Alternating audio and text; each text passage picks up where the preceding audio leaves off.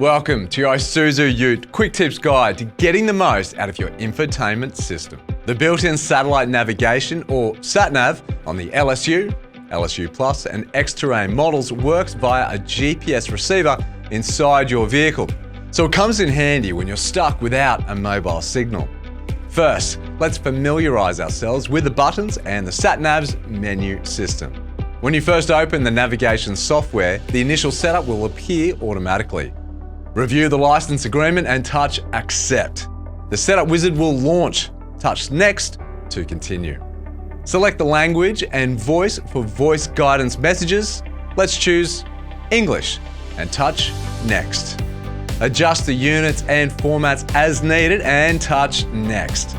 Modify the route settings as required and touch Next.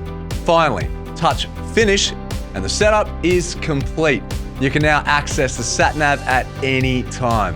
Now that we're set up, let's move on to using the sat-nav system. Most of the information you need will be displayed on the map. To change the scale of the map, pinch out to zoom in, pinch in to zoom out, or change the angle of the map by touching and rotating with 2 fingers.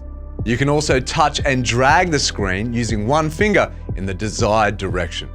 Let's set a route to our destination. Using the search screen, we'll search for your destination. Let's go to 91 Queen Street, Brisbane. Touch Select as destination, then touch Start Navigation. If you don't have a specific destination in mind, the system offers other features to help your journey run smoothly. You can search for parking, fuel stations, or even restaurants. Browse the list until you find your desired location.